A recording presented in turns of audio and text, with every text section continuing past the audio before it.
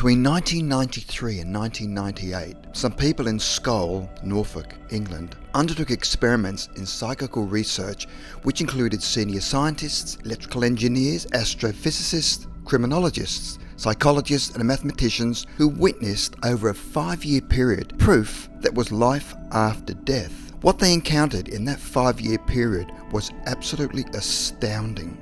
The following experiments and the resultant outcome would prove beyond doubt that there is life after death and windows into other dimensions, and your perceptions of what you perceive reality to be will be turned on its head.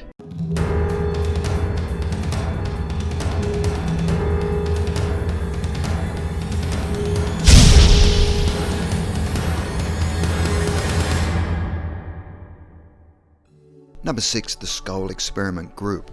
At the start of the experiments in 1993, 4 people sat in a blacked out cellar where a couple named Alan and Diana Bennett, who are trance mediums, were able to convey messages from a team of spirit communicators on the other side. The other 2 people who owned the property, Robin and Sandra Foy, took instructions from the spirit communicators. In one of their first experiments, they put brand new, unused film on the table, and after the experiment was over, the films were developed, and what they found were images of handwriting, hieroglyphic symbols, and messages that had been sent by the spirit messengers from another plane.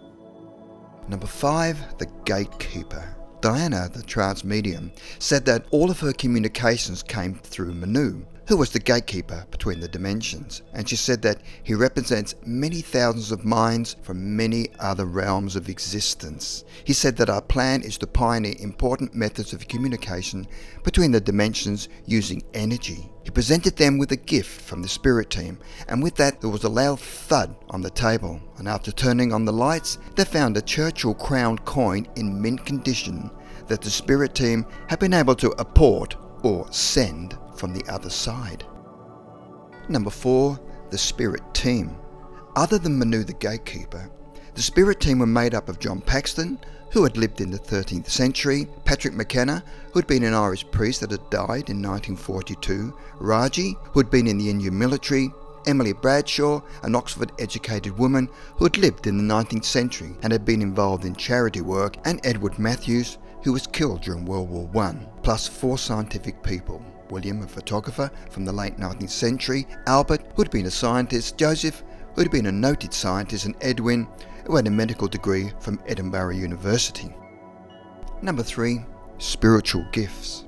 On November the 1st, 1993, the spirit team said that they would apport them many gifts, and by the end of the evening, they'd received a silver thimble, silver lockets, silver bracelet, a St. Christopher medallion, miniature spoon, decorated bowl, and a tiny gold medallion with hieroglyphics. During the years of the Scole experiments, they would receive many more gifts such as postcards, incense stick holders, brass animals, original Daily Mail newspaper from 1944, and original Daily Express newspaper from 1945, a teddy bear, and other ornaments and jewellery that had all been sent from the other side. Number 2. Spirit photography. On many occasions, brand new unused film was either placed on the table or placed in a bag, and each time when they developed the film, they found amazing images. On one occasion, under absolute strict conditions, Walter Schnittke, a German consultative automotive engineer, was asked to purchase Polaroid Perlochrome 35mm film, which was placed inside a solid wooden box and then immediately padlocked. And when Mr. Schnittke then handed the keys to Dr. Hans Schauer to avoid any possible deception. The keys were then taken out of the room and locked in his car, while all of this was observed by credible witnesses. Walter Schnittke said that during the whole process, the wooden box never left his hands and was never touched by anyone else. After the session, the box was unlocked, the film was processed, and what resulted was the following images. A German poem written around 1840, symbols representing planets, and Chinese ideograms all drawn, clearly visible, and brilliant colours. How could this happen? Number 1. Spirit lights.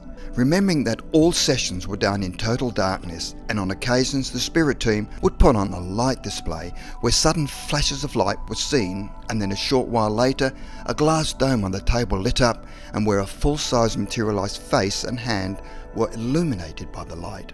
and then the hand picked up a table tennis ball that had been placed on the table and bounced into a bowl on the table. It then picked up a quartz crystal and moved it amongst those present. On another occasion, a small ball of white light moved around the room in all directions, sometimes at great speed, leaving a trail. At times, the light hovered in midair and then touched the sitters, giving them a small electric shock.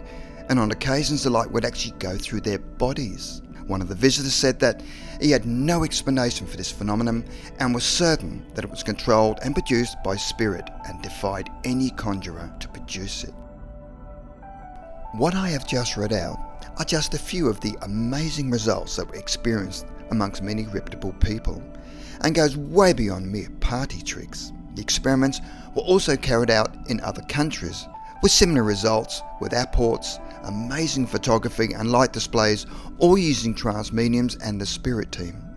What does all this mean? Does it open doors to what our perceptions of reality are, or does it simply leave us confused and leave us asking even more questions as to what our existence on Earth is all about?